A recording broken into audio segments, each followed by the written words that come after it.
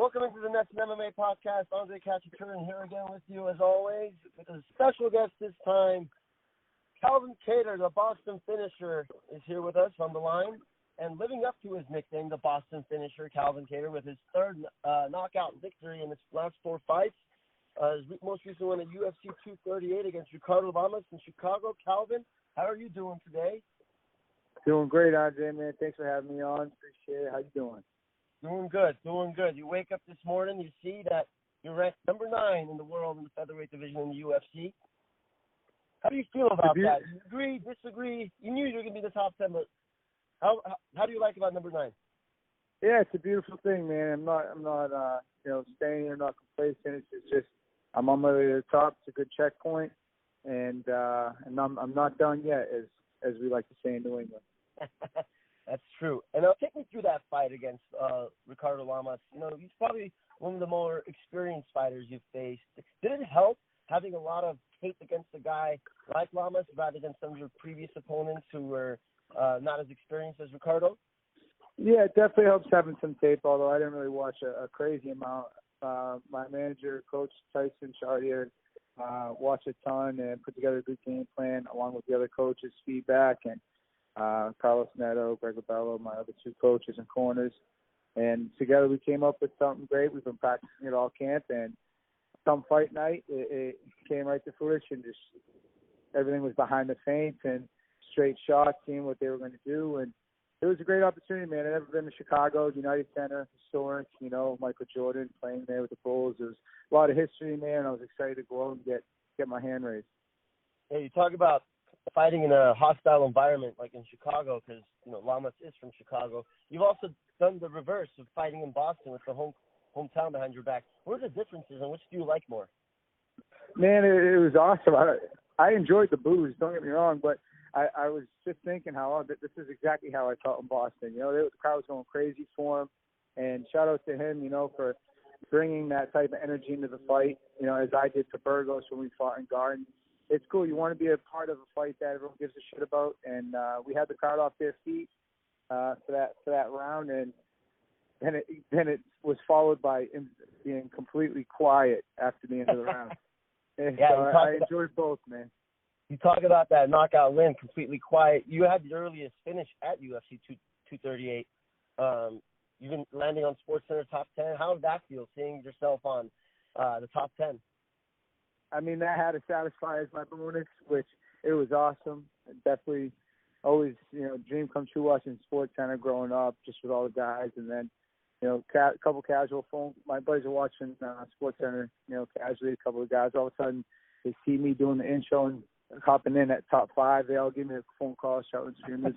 It's pretty cool, man. And then, like I said, talking to my mom after post-fight, just telling her, hey, we're on ESPN right now. It's just crazy. It's what it's time to be involved in mixed martial arts, and it's great now that the coverage has gone to ESPN, and it's great. Yeah, that's really fantastic. And did it kind of sting a little bit not to get a performance of the night bonus at the end of the night, or? I mean, an extra $50K helps everybody's pockets, right? But I'm realistically, it was the first fight of a new contract, so I was really happy to just go out, get the job done, and really save myself an extra 10 minutes of cage time as I did the fight previous. So in the last 2 fights, I've saved myself 20 minutes in the octagon, and even off, first round wins, you go in there and get a little beat up. So I'm happy to get out of there with my health, on to the next one, and watch the Bruins take Game 7 tonight. That's right. Now, as you just said, you haven't really spent much cage time in your last couple of fights. You said you want to headline a fight at July 20 card in San Antonio. Doesn't have a main event yet. How soon do you want to get back into training again? So the San Antonio card, or the locals would say San Antonio, it'd be great to go out there. My sister just moved to Texas. She's getting married this year, so I'll just be going out there to see her, hang out.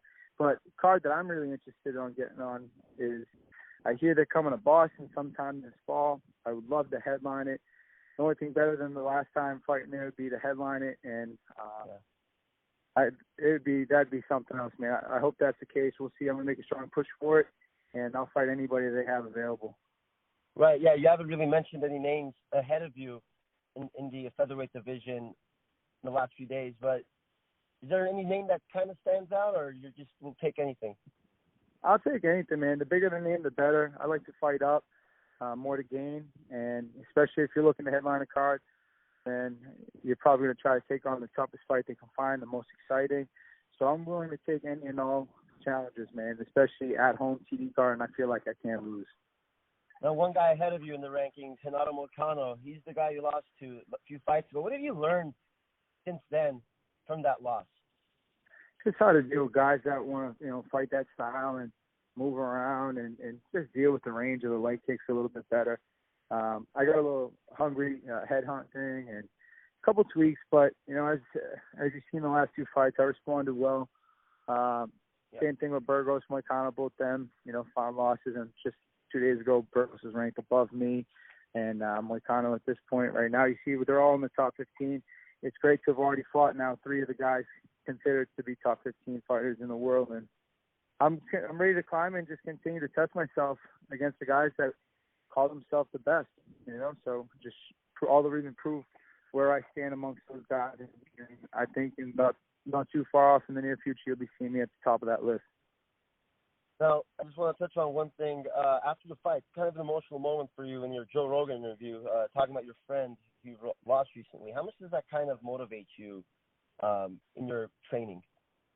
It motivated me a ton.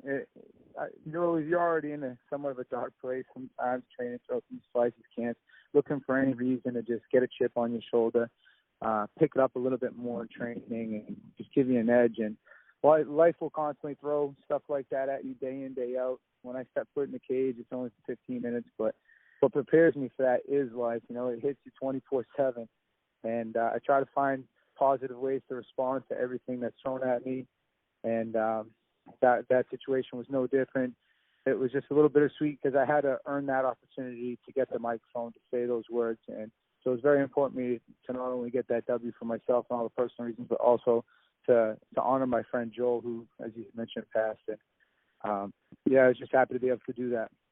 Yeah, I'm really sorry about that, Calvin. That's a big win for you. And also, most people know that you're not only a fighter, you're also the promotion game too with Combat Zone. Anything new you want to tell us about Combat Zone?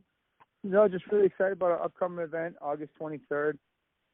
You find a lot of local talent that's on the verge of getting to the UFC, headlining those cards. So if anybody's in the area would like to get an idea what this stuff's all about, come catch a live local show. We'll be at the Manchester downtown and Manchester, New Hampshire. And, our next event is August 23rd, so come check it out. I'll be there. We'll have a bunch of the guys from New England MMA in there and just see what the stuff's all about. This way you guys will be nice and ready, primed and ready for the TD Garden car when I headline this fall. That'll be awesome, yeah. And also, one quick thing before you go, Calvin, any new relationships with birds these days and robins flying around with you? No, but my man should have one on his doorstep, and he had to put it back. But I seem to be getting everybody that runs into a bird that they're now adopting. I keep getting the updates on my notifications. It's pretty hilarious. So hey, who knows? It was around this time last year, so we'll see. Maybe the universe is it. Yeah, Calvin Kattar, the Boston finisher, and every feathered bird's best friend. The bird whisperer. Yeah, the bird whisperer. That's fantastic. It's a nickname from the Boston finisher to the bird whisperer. That's great, Calvin. Thank you so much for joining us. Congratulations again on your big win and being in the top 10, and hope to speak to you again soon. Hey, we're on to the Garden. Thanks, Andre.